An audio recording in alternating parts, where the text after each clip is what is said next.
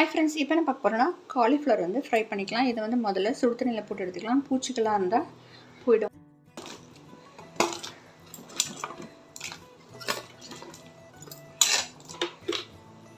கொஞ்சம் சால்ட்டு, கொஞ்சம் மஞ்சள் பொடி, ஒரு 3 மினிட்ஸ் வந்து கொதிக்கட்டும். இதை எடுத்துடலாம். எடுத்துட்டு நல்லா அலம்பி எடுத்துடலாம்.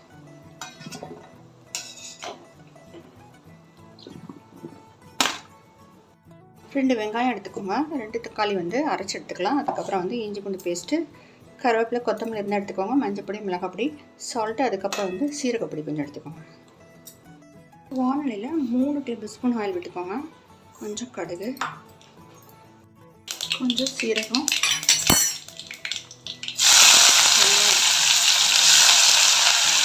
கருவேப்பிலை, இஞ்சி பூண்டு பேஸ்ட்டு,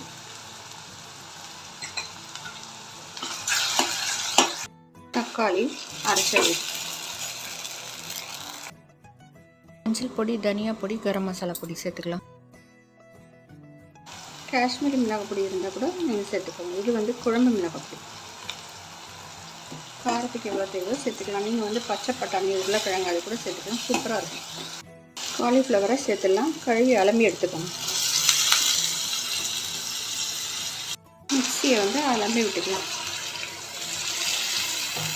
காலிஃப்ளவர் கொஞ்சம் வேகணும். சால்ட். ஃப்ரெண்ட்ஸ், சூப்பராக ரெடி ஆச்சு. நீங்கள் வந்து கொத்தமல்லி இருந்தால் சேர்த்துக்கோங்க.